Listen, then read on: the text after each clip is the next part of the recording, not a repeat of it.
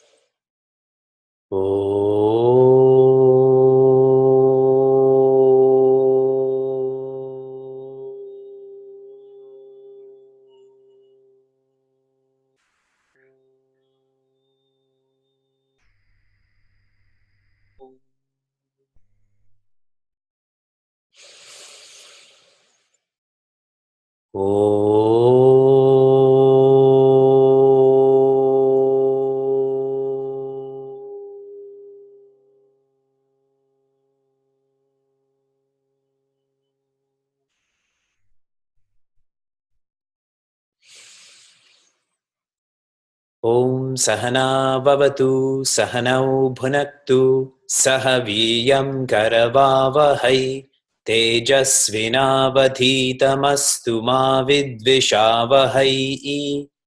Om Shanti Shanti Shanti.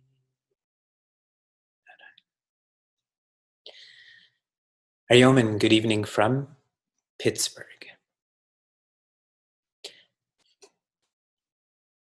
When we were studying Vivek Chudamani, then Puja Swami Tejomayananda told us that Acharya Shankara is describing you, that you should leave this class feeling like you are Brahman. And we all smiled and nodded. So recently I was filling in my e-tourist visa for India, for Bharat. And as I was filling out this form, I was thinking to myself, how would I fill out this form as Brahman? So name, nameless. Age, not born. Gender would be, I don't know, all pervading. If they ask for my address, or gender, no form. Address, all pervading. Education, omniscient. And that's the truth, isn't it? When I fill out the form with the details I believe, that is the small me. But if I fill out these details with the infinite me, then everything I described is real.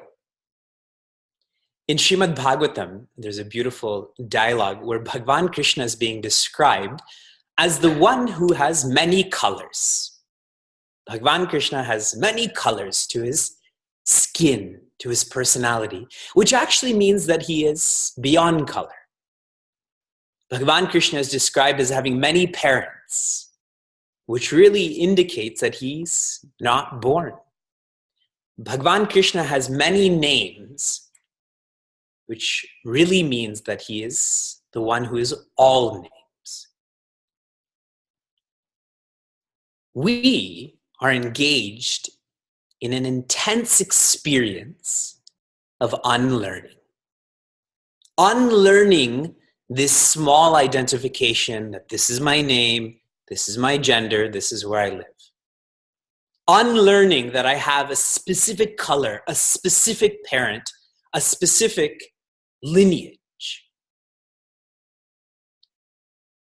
This intense experience of unlearning needs constant remembrance. And when you remember, you feel more large-hearted. You can feel infinite. And when you forget, then remember again. When you're feeling well, you don't take medicine. But when you're not feeling well, you take Tylenol. You take Imodium or whatever you take, correct? And then you feel well again. And if you're not feeling well, you take medicine again. This is the same. This is medicine for our life, medicine for our vision. I remember hearing a joke that Swami Tejomayananda told us.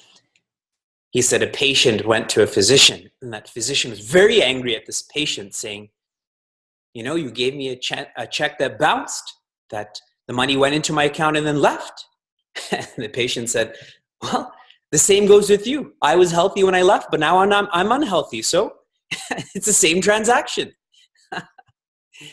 Don't be like that. Don't be that misinterpreting patient. The more you remember, the more natural this becomes. In Shloka 23, we talked about the characteristics of the thoughts and how these thoughts belong to the equipment that is the antakarana. And the equipment is an equipment. You are not that equipment. Similar to in sociology, we're trying not to use the word bully or bullied, but we say people who bully, people who are bullied. So to diffuse that label that we get stuck on. Looked at differently, a fad experience for all of us is stress. Who creates stress? Who creates stress for you? We create stress. And if I'm the creator of stress, I'm the only one who can uncreate that stress.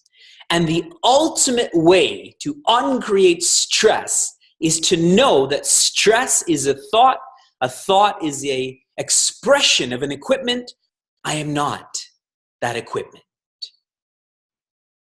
The sutra for Shloka 23, transcend the thoughts, which really means transcend the equipment. And you can only transcend when you're depending, identifying, loving that which is higher, that which is deeper. In Shloka 24, we had studied our nature never changes.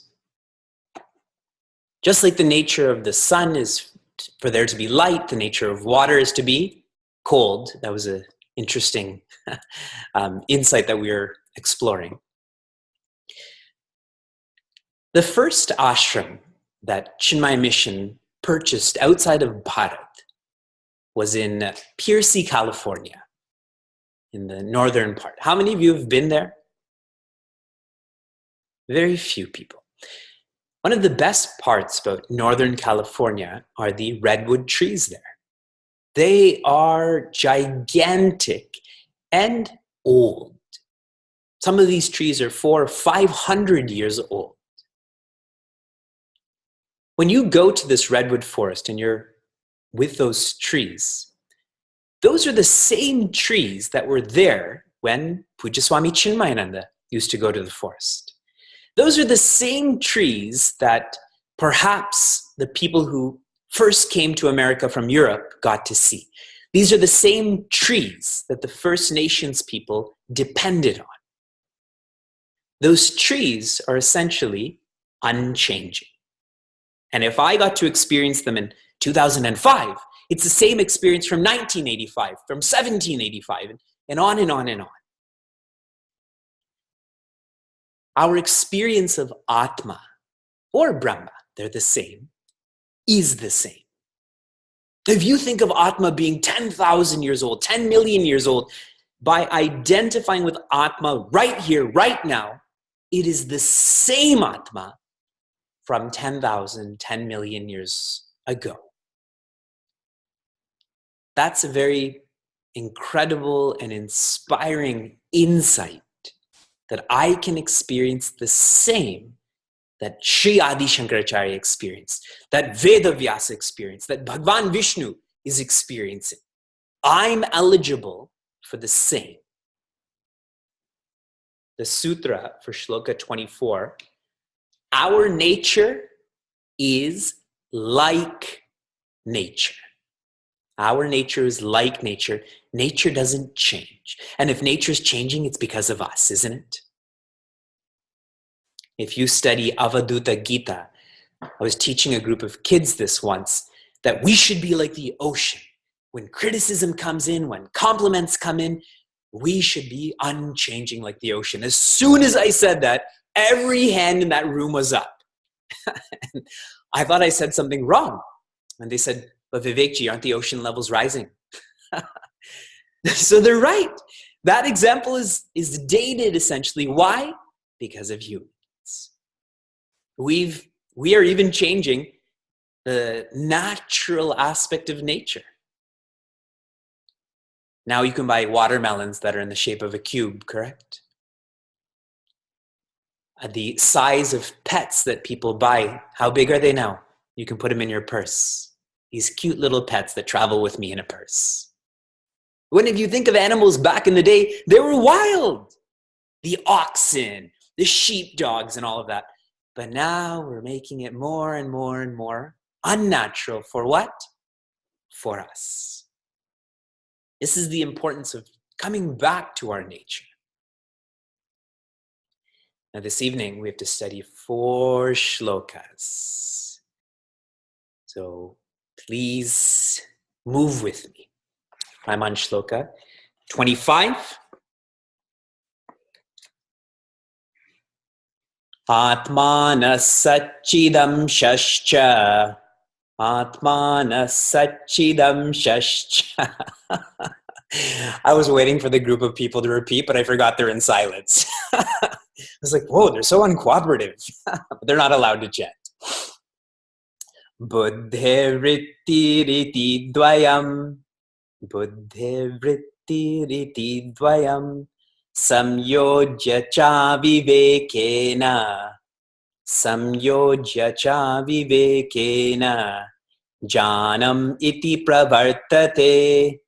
Janam iti pravartate. Together. Atmana satchidam shascha. Buddhi vritti riti dvayam. Samyojya cha vivekena. Janam iti pravartate. Acharya Shankara says here that a amsha, a part of Atman, of you, is sat, or existence, and chit, or awareness. This word amsha, a part. How large is a part of infinity? If you take a small part of infinity, how much is that small part? Infinite, correct? So don't confuse this word of amsha as a part. Amsha here means an aspect. An aspect of you is existence, is awareness. Existence doesn't fade in or fade out. Do you ever feel your existence is fading in, like you're more existent today, or fading out, like tonight or tomorrow morning? Your existence, you as existence, is infinite. There's no part whole to be misinterpreted. However, buddhihi vrittihi iti dvayam. The nature of the buddhi, that is the antakarana, the software, the nature of that is vritti. And what do vrittis do? Vrittis keep coming and vrittis keep going. How many thoughts a day do you have? I've mentioned this number in the past. 60,000 thoughts a day. 420,000 thoughts a week. And they just keep coming and going, one at a time. You can only have one thought at a time, and they just keep coming and going. And what are these thoughts of? If you remember the last shloka, raga. I like this person. I dislike this person. Icha. It's the holidays. It's okay if I'm materialistic from October, November, and December. Icha. Raga, icha. Sukha, dukkha. Of pleasure and pain. And these thoughts are not present as you're going to sleep and as you're sleeping, isn't it? We had our first contemplation session in our silence retreat. And I simply guided our yatris to not become. So no movement, no change, no effort. So what was everyone doing? On their way to sleep or sleeping? Yes, because we're so habituated to becoming, thinking, that I just don't know what it means to be. In the third line, samyoja cha avivekena. Because I'm aviveka, not a Vivek, aviveka. I'm one who I discriminate in the wrong ways and I don't discriminate in the right ways. That's aviveka, isn't it? If you think of some politicians in some countries, I don't know what politicians in what countries, I'm not being specific here, aviveka. They are discriminate in very wrong ways and indiscriminate in other ways. For such a person, samyoja, there is a relationship between the unchanging existence, awareness, joy, and the ever-changing thoughts. Is that possible? Can you have a relationship between light and darkness? Are you ever so happy that you're sad? Can there be that relationship? Not possible. The word that describes this is adhyasa. Adhi means locus, like adhisthana. Asa means to sit. So you have this one entity and then another entity sits on it, and we think that they've combined to create a new entity. But if they have opposing natures, they're mutually exclusive. Like light and darkness, joy and sorrow. Another interpretation of adhyasa, which is similar to aviveka, one who doesn't think. Dhi means intellect, like buddhi. Adhi is someone who just doesn't think.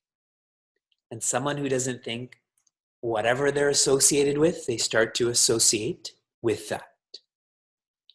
Don't we see that happening a lot in high school? Suppose in high school, you're someone who is polite to your parents. And then you are around these people who use very harsh words, mean words. And then what happens is we start to treat our parents the same way. I was at one family's home, and this mother teaches her 5-year-old son math. She herself is a teacher or a professor. So one day she was teaching her son, and this 5-year-old says, "Back off, I don't want to study math anymore." And as the mother's describing this to me, I was like, whoa, what did you say or do to this 5-year-old then? And she said nothing. He doesn't even know what back off means. But someone said back off, and he associated with back off. So he came home and said back off, right? This is what we do when we don't think. We keep hanging around people who are confused, and we become more confused. And the expression of this confusion is janam iti pravartate, this feeling of I know. That I is existence. The knowing, those thoughts that come and go, is of the mind. And then I, without thinking, believe this is a real entity, and I go about my life saying, I do, I deserve. I do, I deserve. And I just feel small. When we were studying this, then Guruji gave the example of, if you're an actress and you have your own personality, and you go to the green room, and in this green room, hanging on a hook is the garb of a princess. So you have your personality, and then you have this costume with the tiara, right? That's what it's called, a tiara, whatever, and the wand and the shoes and all of that. And then you wear this garb, and all of a sudden, you're a princess. And you go about floating around stage with your wand, singing Frozen, or Let It Go, or whatever song is associated with that. Now think, what if you forget that you have your own personality? What if you forget that that's a costume? Then do you go home and your daughter who's 8 years old and you think that you're Elsa? Then what's she? There's a problem there, no? But that's what's happening. That personality is Sat Chit Ananda. That costume is the mind. And now we're wearing the mind and we've forgotten that these are separate entities. Here is your sutra. The sutra is, I know the I know. I know, comma, the I know. If I know this feeling of I know, that means this feeling of I know is small. That there's a bigger, a deeper, a truer aspect to me than this feeling of I know, I do, I deserve. That's that new person, new character that has been formed. Everyone caught that sutra? I know the I know. We continue. I'm on shloka 26. Atmano vikriya nasti. Atmano vikriya nasti.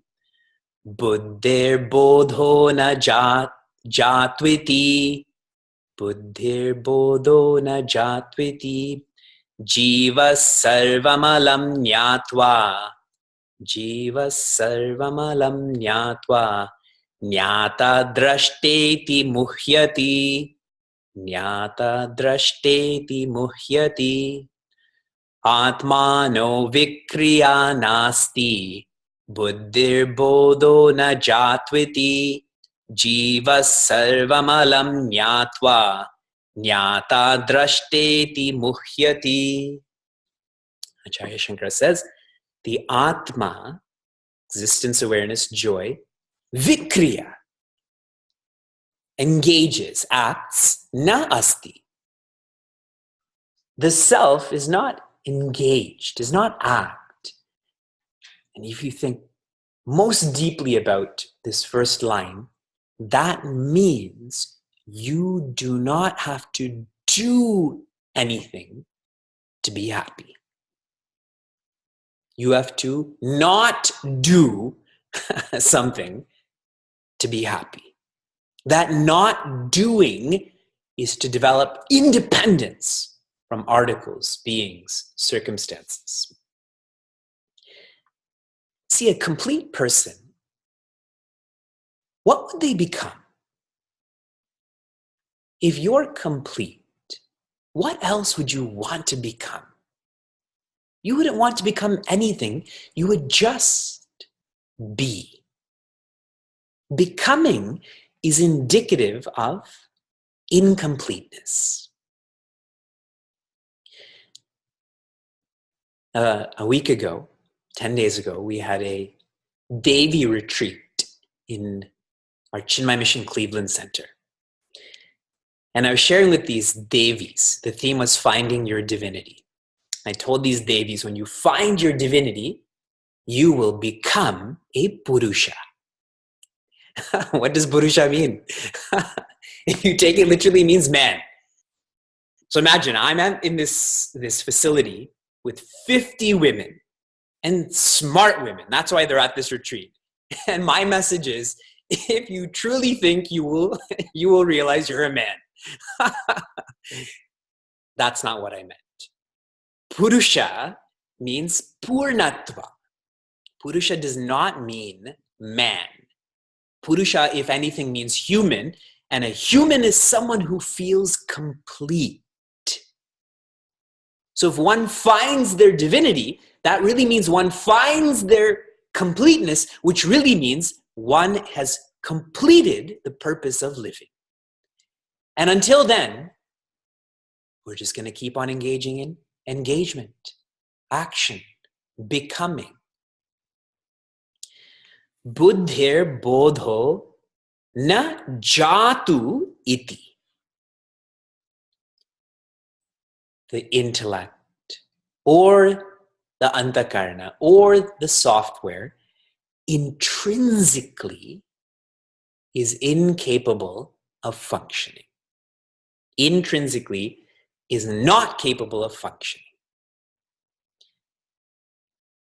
So here we're separating life from living, electricity from electronics. If you have an alarm clock, but you don't have batteries, do you have an alarm clock then? You don't, because there's no batteries. Completely purposeless. So Acharya Shankara is hinting here that any value in our life is coming from life and not what's in front of life. And I'll give you a simple example about that shortly. This seems quite obvious, no? Have I taught you anything new in this shloka? Were you living like this before this shloka came into your mind right now? After this class is over, you're going to live like, okay, matter and spirit. The reason for that is we're jivas. In Sri Rama Gita, Sri Lakshmana asks Bhagavan Rama 5 questions. He says, what is jnana? What is maya? What is vairagya? What is jiva? What is bhakti? And what is jiva? He, within that, is really asking, what is Ishvara? And Bhagavan Rama answers Sri Lakshmana by saying, a jiva, one who is small, is one who never asks, who am I? Never asks, what is creation? Never asks, who is the creator? Jiva, Jagadishvara, that's just not in their radar. Why? Because they're so busy with vikriya. Doing. Here for our silence retreaters, the theme for today is slow down. Once you slow down, there's just a different feeling towards living. A jiva is one who does not inquire. When someone doesn't inquire, they get tired. And living will force them to realize they're feeling tired because they're engaged in that which is meaningless. That's the beauty of God's creation, is today I may not be a seeker, but eventually I'm going to become. Why? I'm just going to get tired. Tired of pleasure, possession, position. Tired of going to school. Tired of working. Tired of relationships. And I'm going to want to find meaning. It doesn't mean I stop going to school. That's the wrong interpretation. It doesn't mean I don't get into relationships. Again, the wrong interpretation. It means I find meaning in all of this. So the smart person, they're not just working hard, but they're working smart. They're proactive that I'm going to be tired. I may as well start finding meaning in what I do now, rather than waiting to find meaning. Jiva, sarvamala, they're just succumbing to whatever they are. And finally, in the last line, this jiva feels jnatva, that I'm the knower. This jiva feels I'm the drashta, I'm the seer. And that's because muhyati. They're deluded. They think they're the knower, they think they're the seer. You cannot be the knower and seer at the same time. Logically, not possible. Can you be the perceiver and the perceived at the same time? You can't. Anything you know is not you. And that's why these choice words are used, knowing and then seeing. My eyes are seeing this table, which means my eyes can't be this table. Can my eyes see my own eyes? My eyes cannot be the seer and the seen at the same time. Cannot. For this shloka, what Guruji had shared with us, have any of you been to the room where they play movies in a cinema? Whatever that room is called, the light room, let's just call it that. And when you go there back in the day, now I think everything is digital, but they have this arc light. Do you remember being in university or high school when they used to have those film reels? And they had that big green projector. So there's that arc light, and what's in front of that arc light? That reel. There's that one reel up there and it starts filling up in the bottom thing, and that noise comes on. And that noise is so good because you don't have to study in class then because you're watching a movie. What a beautiful noise that is, like a recess bell. What a beautiful sound that is. Or when someone agitates you when you drive and you get that horn right in time and you get to honk for a long time. What a beautiful experience that is. I showed you. Now, that light has nothing to do with that reel. That light is. That reel, R-E-E-L, is the play of light and shadow, of colors, and on and on and on. They are separate. They cannot be the same at the same time. You are that light. You can leave the Atma Bodha course and say, I am an arc light, which is still better than saying I'm the real. The real comes to an end. That arc light is brilliant, is long-lasting. The sutra for the 26th shloka is, believing the illusion is delusion. Believing the illusion is delusion. If you don't believe the illusion, it's fun. It's fun to go to a movie, and if there's a horror on the screen or there's a drama on the screen or whatever's happening, if you treat that as a movie, it's fun. But if you don't treat that as a movie, then you walk out of that theater and you can't go to sleep, and the next morning that takes over. Stop believing in the illusion. And then it's not deluding, it's entertainment. One of the thoughts I shared with our retreaters here is, a distraction is a distraction if you are distracted. But if you're not distracted, how dare you call that a distraction? So many of us, we grew up with video games, and we played those video games, and it was fine. You play the video game, you go outside and you play, and so on and so forth. But now you see, for many, video games have become the lives of people, and then people go around saying, video games are a distraction. That's not true. Video games are not a distraction.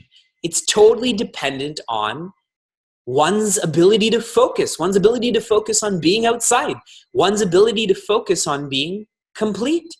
Then that's not a distraction. You are the light. I'll share one more thought on this before we move to the next shloka. Going back to our Devi retreat. I know Atma Bodha is subtle. You also know Atma Bodha is subtle, which is why I'm trying to put in a lot of effort to give you auxiliary supports to this message from Sri Rama Gita, from the Devi retreat, from the silence retreat. How many of you feel today that you're being taken for granted by someone? By a show of hands. Someone is taking you for granted. I think most of us feel today or in a moment that we're being taken for granted. You know why that is? because we're doing the same. If you take for granted, you will feel that you're being taken for granted. But if you never take for granted, you will never feel that you're being taken for granted. Why I'm bringing this up here is that a jiva is one who's taking for granted what living is, what life is. And so they go about feeling like, my wife's taking me for granted. My boss is taking me for granted. The government's taking me for granted. In Ontario, Canada, the highest tax bracket, I think, is 47%. And I say I think because I'm here. There'll be lifetimes before I'm in that highest tax bracket. And so there's a saying that for the first half of the year, you work for the government. And the second half of the year, after that 47% is gone, then you work for yourself. And people say that with such animosity and such, political standoffishness. But our healthcare is public. Our education is public. What did you expect to happen? You see my point? That if I don't take for granted the healthcare, the education system, then I have to pay my taxes. But we all want that without paying our taxes, correct? That's the new reform that's happening in a country. Focus, Vedanta, not politics. We're on Shloka 27. Rajju sarpavadatmanam. Rajju sarpavadatmanam. Jivam nyatva bhayam vahet. Jivam nyatva bhayam vahet. Naham jivah paratmeti. Naham jivah paratmeti. Nyataschennirbhayo bhavet. Nyataschennirbhayo bhavet. Together. Rajju sarpavadatmanam. Jivam nyatva bhayam vahet. Naham jivah paratmeti. Nyataschennirbhayo bhavet. Lovely shloka in Atma Bodha. Rajju means a rope, not Raju. Raju means Raja, means king. Rajju, a rope. On this rope is a sarpa. A sarpa is a snake. Out of curiosity, how many of you have ever actually experienced this Rajju Sarpa example? Anyone? Okay, I see a few hands. And I think you actually didn't, but you projected it because you've heard this example so many times. I'm going to our ashram soon. And I was thinking about one time before one of our discourses, another student and I were just going to the restroom. And as we were walking towards the restroom, we thought there was a rope there, but it was actually a snake. It was actually a snake. And so we both kind of jumped back. And I said, it's okay, that snake lives here. We're interfering with this snake's ashram. And we should just go to the restroom. And subconsciously, as I was saying this, I kept on pushing him to the front towards the snake. That way I could go to the bathroom. And it just made me think about how deep our instinct to survive is. It was like we were going together, but we weren't. I was clearly pushing him towards the snake so I could do whatever I needed to do. This is an example of abhyasa. The snake is sitting on the locus, that is the rope. And there's so many examples. The ghost is sitting on the post. And on and on and on. So many examples, but the most severe example is the jiva sitting on Atma. We get it when it comes to snakes and ropes. We get it when it comes to ghosts and posts. Why don't we get it when it comes to us that this is happening to us? Remember my point about us taking for granted. Remember the earlier point about not inquiring into who we are, what is creation, what is the creator. This is happening to the Atman. Jivam nyatva bhayam vahet. Very powerful line. As long as you do not know that you are Atman, as long as you do know that you are Jiva, vahet means one will lift, one will carry. Lift and carry what? Bhaya, fear. Who created stress? I did. Who has to uncreate stress? I do. Who lifted fear? I did. Who has to let go of fear? I do. In our Bhagavad Gita course, we just completed chapter 9. In chapter 9, we were studying how if you worship the small here means pleasure, possession, position. And worship here means you feel. Whatever I worship, I start to feel. If I worship the small, the expression of this is the feeling of worry. Because I know, whether I verbalize it or not, that small is unable to provide me with completeness. Unable. Think, every time you experience worry, why do you worry? We worry because we know whatever it is we have or are working towards is not going to complete us. But we take that for granted, that maybe the next vacation will complete me. Maybe the next marriage will complete me. Maybe the next lifetime will complete me. Maybe the next guru will complete me. I think it's Vivek Ji's problem. I think it's Atma Bodha. We should have studied Tattva Bodha. We should have studied the Brahma Sutras. What is this? Prakarana Grantha. This is us worshipping the small. But when you worship the infinite, when you identify with the deep, the expression of that is not worry, it's feeling natural. Feeling natural because you know that infinitude, that depth will be able to provide for your completion. Will be able to.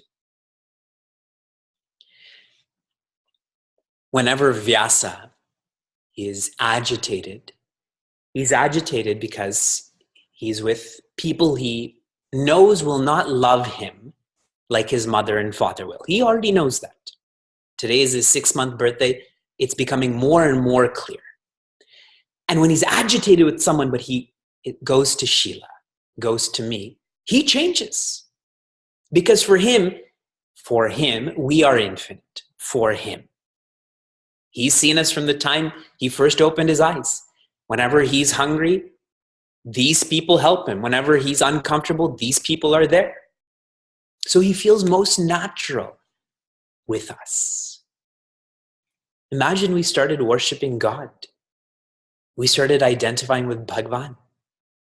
We'd feel so natural because that's who our parent is. That's who we are.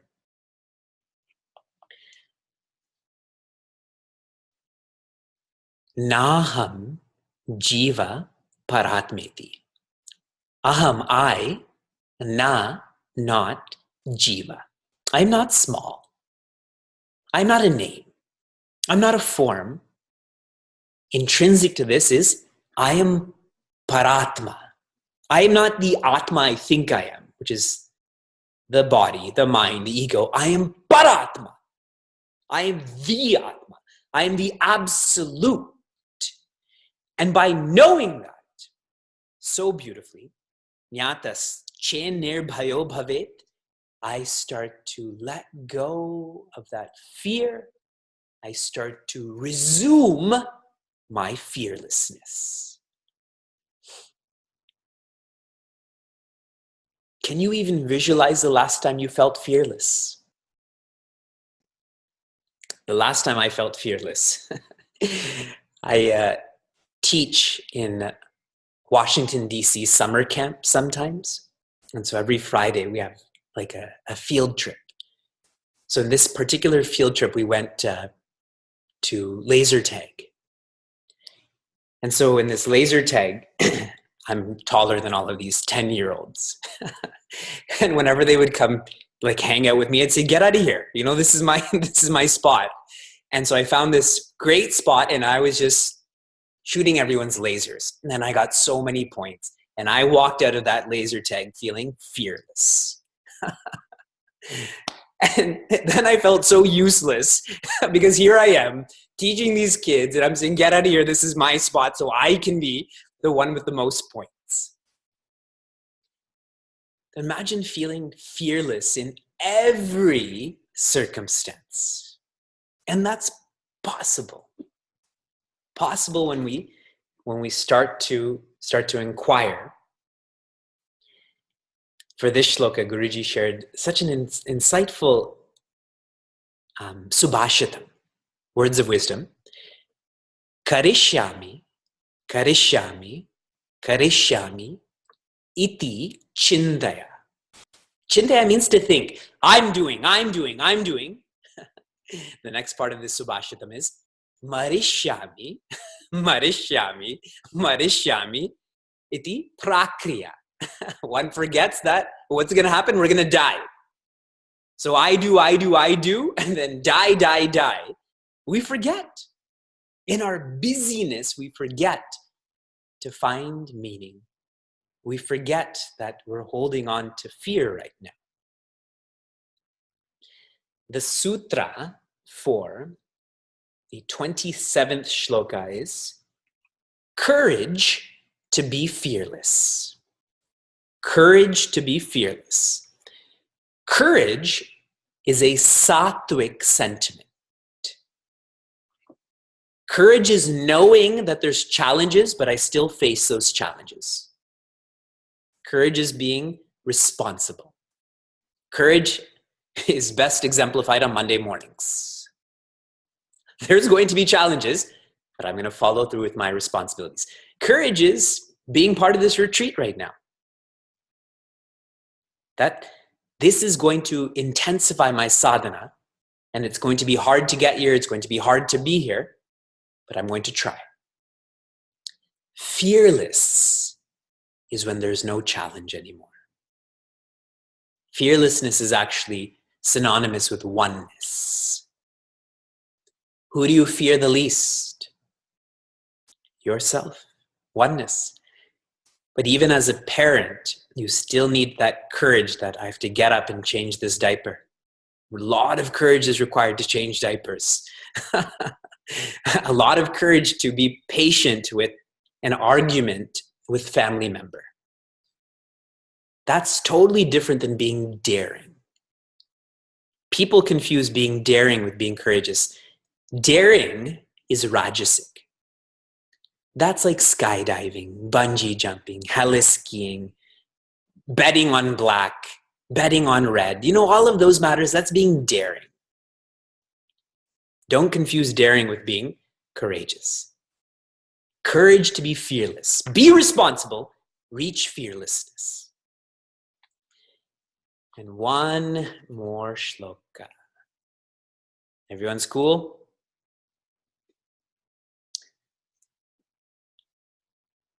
But then I won't have time for questions. We'll pause. It's always my fault about why we can never study enough. I assume that responsibility, but I'm not here to plow through Atma Bodha. And I'll explain a little bit more about that. Oh.